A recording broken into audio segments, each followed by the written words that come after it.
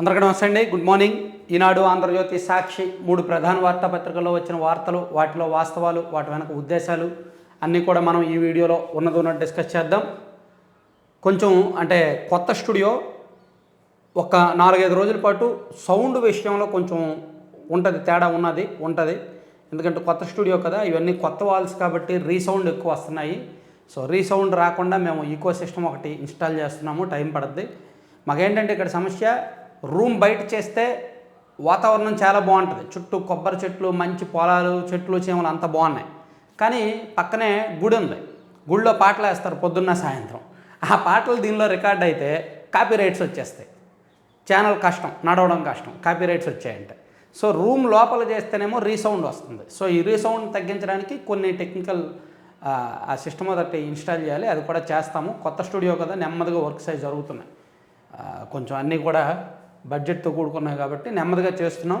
So ఒక 2-3 రోజులు ఏమైనా ఇబ్బంది ఉన్నా సరే, ఎలా ఉంది ఏంటి క్వాలిటీ అనేది మీరు కామెంట్ చేయండి. ఏమైనా సజెస్ట్ చేయాలనుకుంటే చేయండి. రీసౌండ్ రాకుండా ఏం చేయొచ్చు అనేది ఏమైనా చెప్పండి. అన్నీ చేద్దాం. సో ఇప్పుడు డోర్ తీసాను అనుకోండి, బయట గుడిలో పాటలు ఎక్కువ సౌండ్ వస్తున్నాయి. డోర్ వేసేస్తే రీసౌండ్ వస్తుంది. అదే సమస్య. సరే, మీ అందరిది పెద్ద మనసు. మన ఛానల్ కింది స్థాయి నుంచి నేను మొబైల్లో వీడియోస్ చేసినప్పటి నుంచి మీరు అందరూ చూశారు. స్క్రీన్ లేనప్పుడు గోడకు పేపర్లు పెట్టుకొని మొబైల్తో రికార్డ్ చేశాను. అప్పటి నుంచి చూసిన వాళ్ళు కూడా చాలామంది ఉన్నారు.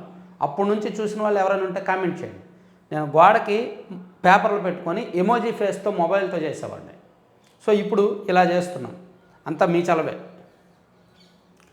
అద్దెసరు జిల్లాలు అని ఈనాడులో ఒక బ్యానర్ వార్త వేశారు. కొత్త జిల్లాలు ఏర్పాటు చేసి చేతులు దులిపేసుకున్న జగన్ సర్కారు. 2 ఏళ్లు కావస్తున్న పొరుగు వంచనే ప్రభుత్వ కార్యాలయాలు. సమీకృతమంటే సందుకొకట. ఫంక్షన్ హాల్లో అల్లూరు సీతారామరాజు జిల్లా ఎస్పీ ఆఫీసు. పల్నాడులో ఆసుపత్రిలో కలెక్టరేట్ కార్యాలయం. జిల్లాకు 2 కోట్లు ఇచ్చి సరిపెట్టేసిన ప్రభుత్వం. తెలంగాణలో 2,000 కోట్లతో సమీకృత భవన సముదాయాలు. అత్యాధునిక వసతులతో ఇప్పటికే 25 జిల్లాల్లో అందుబాటులోకి. ఆంధ్రావనిలో ఒక్కటైనా పూర్తి చేయని జగన్ సర్కారు. చూసారా, జిల్లాల విభజన చేసినంత మాత్రాన సరికాదు. జిల్లాల విభజన చేసిన తర్వాత ప్రభుత్వ కార్యాలయాల సముదాయాలను ఏర్పాటు చేయడానికి కనీసం ఒక్కొక్క జిల్లాకు 200 నుంచి 250 కోట్లు ఇవ్వాలి. కానీ జిల్లాకు 2 కోట్లు మాత్రమే ఇచ్చారు. ఏ మూలకు సరిపోద్దా 2 కోట్లు? 250 కోట్లు ఇస్తే మొత్తం ఇన్ఫ్రాస్ట్రక్చర్ మొత్తం అంతా బాగున్న భవనాలు ఏర్పాటు అవుతాయి. ఒకే చోట ఒక 5 ఎకరాల స్థలంలో అన్ని రకాల ప్రభుత్వ కార్యాలయాలు పెట్టుకోవచ్చు. డిఈఓ ఆఫీస్ కావచ్చు, రిజిస్ట్రేషన్ ఆఫీస్ కావచ్చు, జిల్లా మైనింగ్ ఆఫీస్ కానీ, లేదా అగ్రికల్చర్ ఆఫీస్ కానీ, హార్టికల్చర్ ఆఫీస్ కానీ, కలెక్టరేట్ కానీ, జిల్లా పరిషత్ కానీ అన్నీ ఆ కాంపౌండ్లోనే ఉంటే ఎవరైనా దూర ప్రాంతం నుంచి వచ్చిన వాళ్ళు అక్కడ ఆటోనో బస్సో దిగితే జిల్లా ఆఫీసుల్లో పని అయిపోయి మళ్ళీ వెళ్ళిపోయేటట్టు ఉండాలి. అలాగే ఒక క్యాంటీన్ కూడా అక్కడ తక్కువ రేటుకి క్యాంటీన్ ఏర్పాటు చేయాలి. చూడండి, అసెంబ్లీలో ఏర్పాటు చేస్తారు. 5 రూపాయలకి ఇడ్లీ, రూపాయికి టీ, 10 రూపాయలకు భోజనం లాంటి అసెంబ్లీలో పెడతారు కదా పేద ఎమ్మెల్యేల కోసం.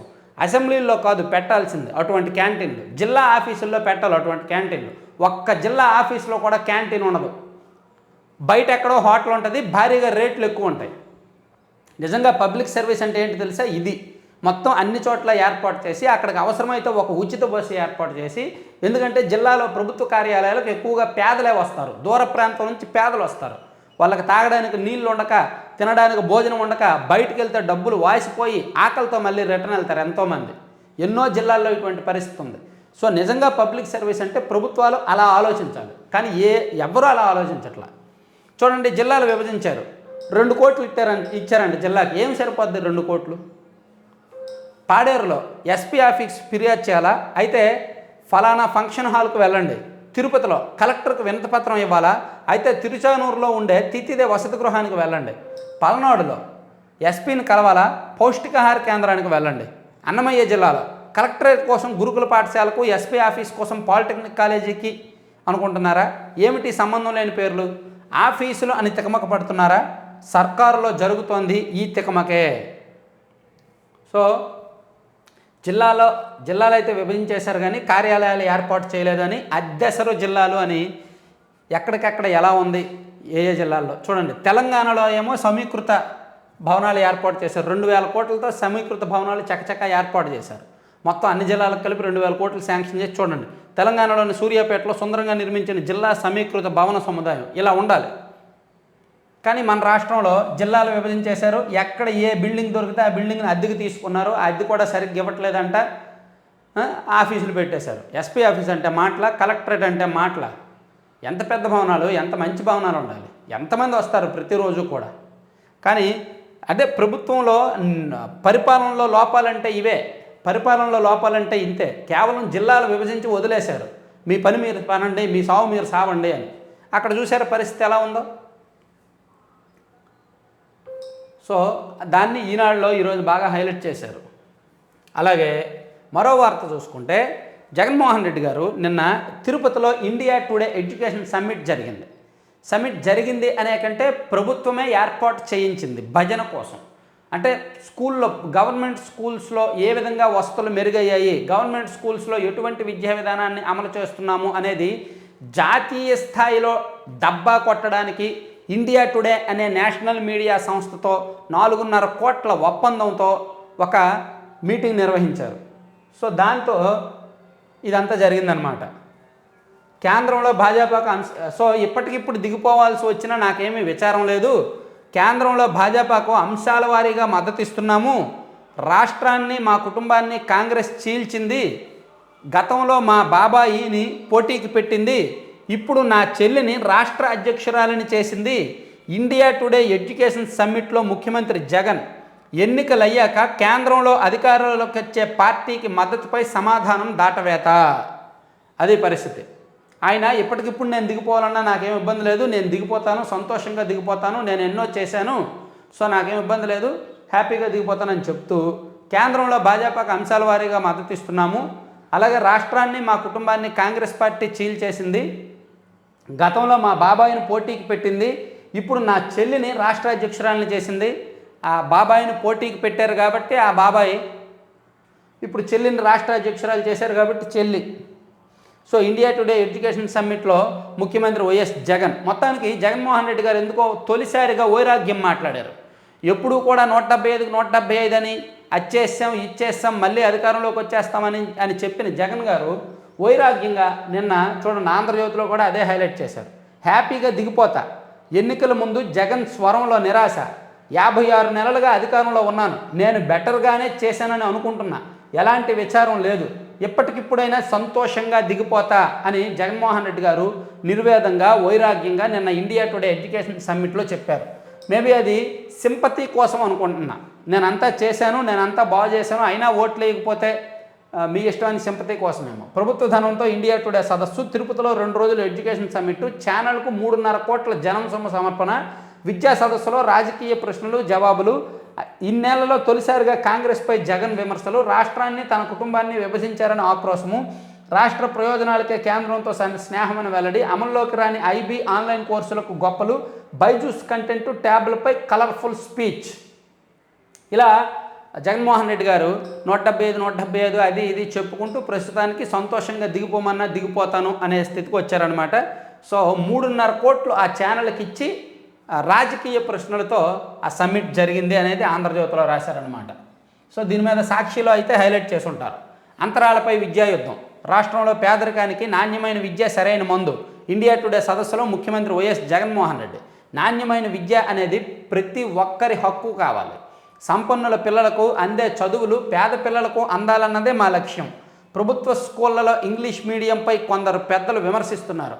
అలా అడిగేవారి పిల్లలు, మనవళ్ళు ఏ మీడియంలో చదువుతున్నారో వారు ప్రశ్నించుకోవాలి.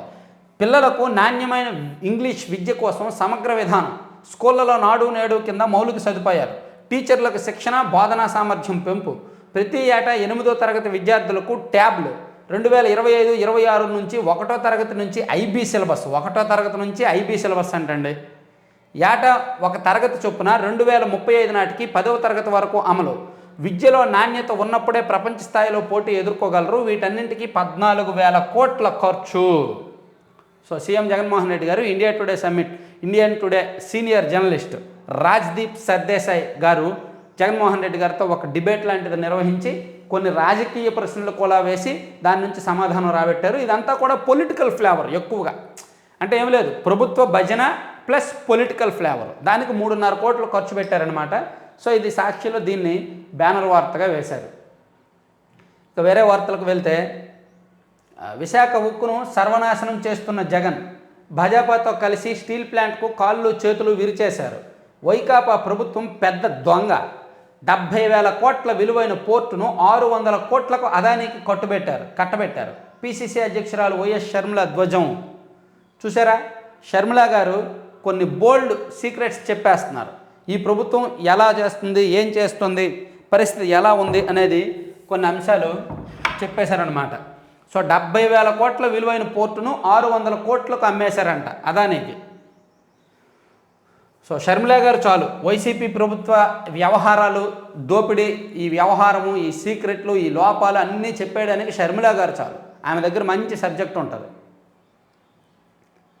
ఇక మూఢులను ఢీకొట్టి అమరావతికి జై కొట్టి వైకాపా ప్రభుత్వ దాష్టీకాలకు ఎదురొడ్డిన రైతులు, రాజధాని కోసం అలుపెరగని సుదీర్ఘ పోరు.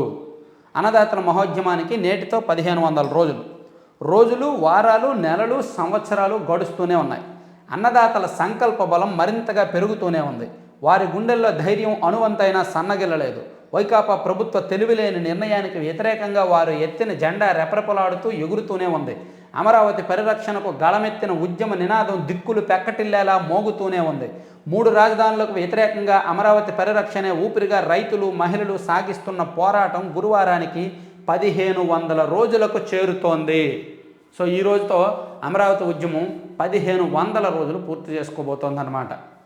నిజంగా హ్యాట్స్ ఆఫ్ చెప్పాలి ఆ ఉద్యమానికి, ఆ ఉద్యమం చేస్తున్న రైతులకి కూడా. ఇక ప్రైవేటు ఆసుపత్రుల్లో ఆరోగ్యశ్రీ సేవలు బంద్, బకాయిలు చెల్లించకపోవడంతో యాజమాన్య నిర్ణయం. ఆరోగ్యశ్రీ ఈహెచ్ఎస్ పెండింగ్ బిల్లులు 1200 కోట్లు అంట. అదండి, 1200 కోట్లు పెండింగ్ పెట్టారంట ఆరోగ్యశ్రీ. కాబట్టి ఆరోగ్యశ్రీ సేవలు బంద్ చేసేస్తారంట ప్రైవేట్ ఆసుపత్రుల్లో. పాపం గత ఏడాది నుంచి కూడా ప్రైవేట్ ఆసుపత్రులు మొత్తుకుంటూనే ఉన్నారు. వాళ్ళకు 100 కోట్లు, 200 కోట్లు, 150 కోట్లు అలా తాత్కాలికంగా సర్దుబాట్లు చేస్తున్నారు. అవేమో మళ్ళీ నెలలో కరిగిపోతున్నాయి. మళ్ళీ వాళ్ళు మేము సమ్మె చేస్తున్నాము అంటున్నారు. మళ్ళీ వాళ్ళకి ఎంతో కొంత ఇస్తున్నారనమాట. కానీ ఇదిగో మీకు ఇంత పెండింగ్ ఉంది, మీకు సగం ఇస్తున్నాము, 70% ఇస్తున్నాము అనేది అయితే జరగట్లేదు. సో అదొకటి ఆందోళనకరమైన విషయం. ఇక తిరుపతి కలెక్టర్పై ఎన్నికల కమిషనర్కు ఫిర్యాదు, ప్రోటోకాల్ ఉల్లంఘించారన్న ఎమ్మెల్యే ఆనం. ప్రోటోకాల్ ఉల్లంఘించినందుకు తిరుపతి కలెక్టర్ వెంకటరమణారెడ్డిపై ఎన్నికల కమిషనర్ సిఎస్కు ఫిర్యాదు చేశానని ఎమ్మెల్యే ఆనం రామనారాయణ రెడ్డి తెలిపారు. బుధవారం తాను వెంకటగిరికి తెలుగు గంగా అతిథి గృహంలో గది ఇవ్వాలని రాధాకృష్ణమూర్తికి సూచించానన్నారు. తొలుత గది కేటాయించినట్లు వెల్లడించారని, తర్వాత ఫోన్ చేసి మీకు కేటాయించిన గదిని జిల్లా కలెక్టర్కి ఇచ్చామని మీకు గది లేదని చెప్పారన్నారు. వాస్తవానికి కలెక్టర్కు తనకు ఇవ్వడానికి 2 గదులు ఉంటాయని, అయినా ప్రోటోకాల్ పాటించలేదని తెలిపారు. అతిథి గృహంలో ఓ గదికి జిల్లా వైకాపా అధ్యక్షుడు రామ్ కుమార్ రెడ్డి అనుచరులు తాళం వేసుకుని వెళ్లడం మరీ విడ్డూరమని పేర్కొన్నారు. మరోవైపు ప్రభుత్వం నిర్వహించే ఆసరా 4వ విడత కార్యక్రమాన్ని రామ్ కుమార్ రెడ్డి నివాసంలో నిర్వహించడం నిబంధనలకు విరుద్ధమని ఎమ్మెల్యే ఆనం విమర్శించారు. సో వైసీపీ అధికారంలో ఉండగా ప్రోటోకాల్స్ ఏముండవు, వాళ్ళకి నచ్చిందే ప్రోటోకాల్. ఇక్కడ మీకు విషయం చెప్పాలి. యాక్చువల్ మరి మెయిన్ పేపర్లో ఇచ్చారో లేదో, వైఎస్ఆర్ కాంగ్రెస్ పార్టీని నేను ఇలా అంటున్నానని ఏమీ అనొద్దు, వైసీపీని నేను ఇలా అంటున్నానని ఏమీ అనుకోవద్దు, జరిగిందే చెప్తున్నాను. పాము తన పిల్లల్ని తను తినేస్తుందంట, తన గుడ్లే తను తినేస్తుందంట. సో అలాగే వైసీపీలో కూడా తన పార్టీలో ఉన్న నాయకులనే వాళ్ళు వేధిస్తున్నారు. వాళ్ళ పార్టీలో నాయకులనే, వాళ్ళ పార్టీలో ఇన్ఛార్జీలుగా ఇన్నాళ్ళు ఉన్న వాళ్ళనే వేధిస్తున్నారు.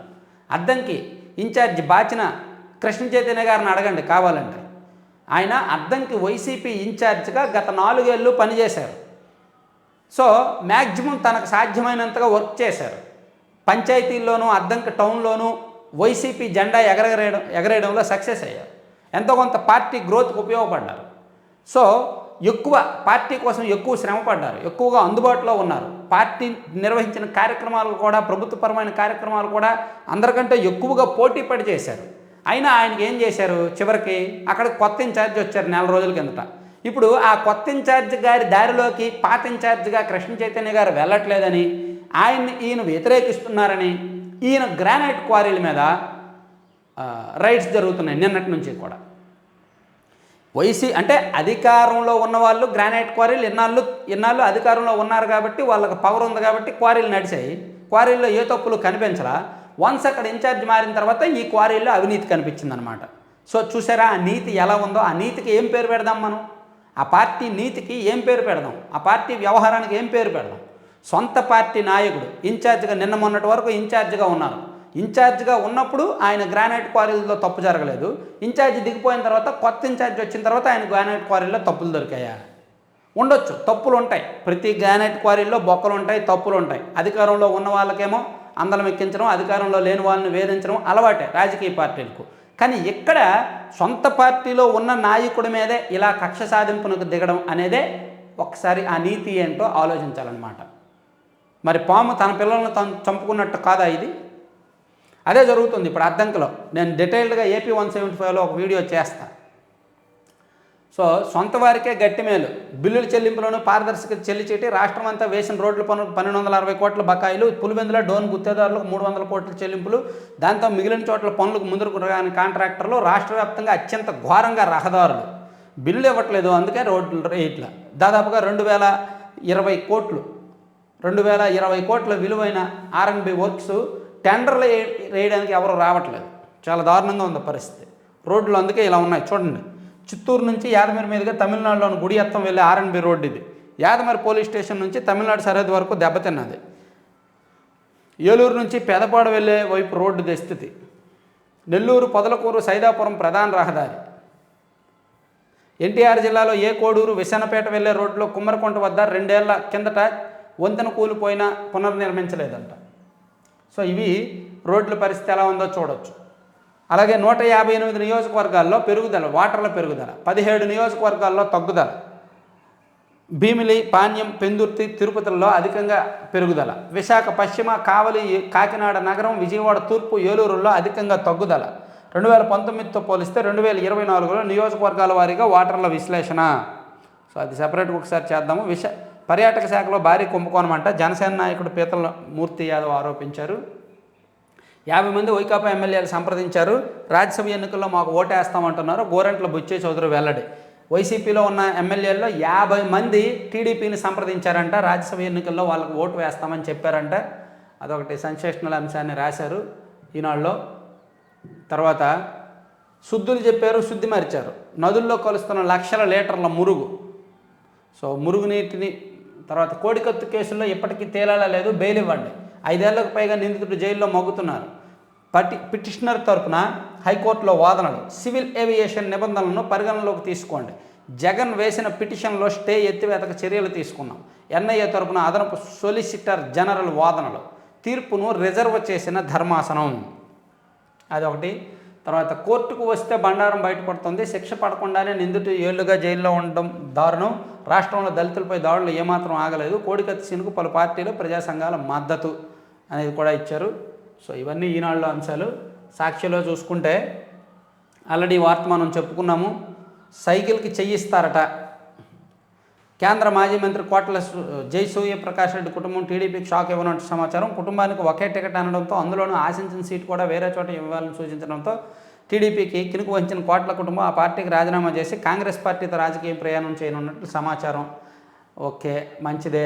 నిర్ణయాధికారం ఆమెదే. రాష్ట్రంలో 152 నియోజకవర్గాల్లో మహిళల ఓట్లు ఎక్కువ ఉన్నాయి. తర్వాత రామంటున్న జనం, టీడీపీలో కలవరం. కదలరా సభలు కొన్ని రద్దు, మరికొన్ని వాయిదా. ఇప్పటి వరకు కష్టం మీద కొన్ని చోట్ల మాత్రమే సభలు. సో కదలరా అని తెలుగుదేశం పార్టీ అధినేత చంద్రబాబు గారు నిర్వహిస్తున్న సభలకు జనం రావట్లేదు. సో అందుకని సభలు కొన్ని వాయిదా వేసేస్తున్నారు, కొన్ని నిర్వహించట్లేదు, రద్దు చేసుకున్నారని సాక్షిలో రాశారు.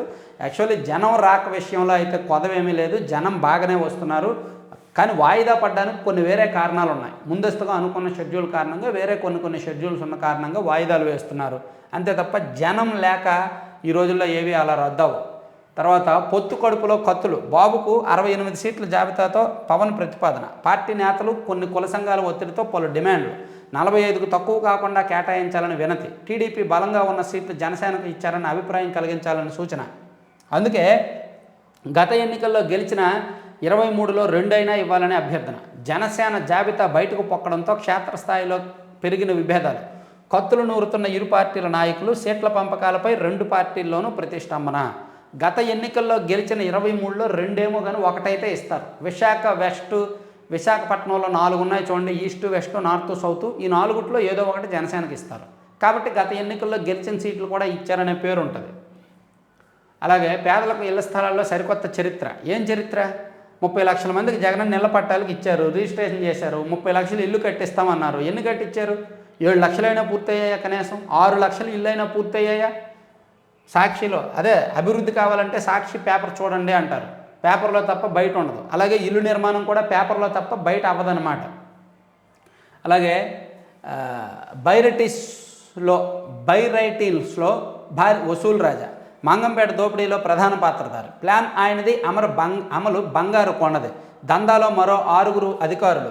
తెరపైకి 2 భార్యలు, భర్త, బామ్మర్దులు. బినామీ కంపెనీలతో 100 కోట్ల దోపిడీ. వారిలో అత్యధికులది కడప జిల్లానే. ఫిర్యాదులు వచ్చినా పెద్ద తలలో సేఫ్. గనుల శాఖలో మొత్తానికి ఎవరు దూరారో కానీ ఆ దూరిన వ్యక్తి అంటే అందరికీ తెలుసు. ఇష్టం వచ్చినట్టు చేస్తున్నాడు ఆ శాఖని. వైఎస్ కొడుక్క పుట్టి ఇలా చేస్తావా జగనన్న? స్వలాభం కోసం 600 కోట్లకు అదానికి గంగవరం పోర్టుకు అట్టబెట్టావు. నీ ప్రయోజనం కోసం ప్రజల సొమ్మును, ప్రజలను కూడా తాకట్టు పెడతావా? ఉక్కు, ఉద్యోగ, కార్మికులకు భరోసా ఏది? ఇది మీ పాలన వైఫల్యం కాదా?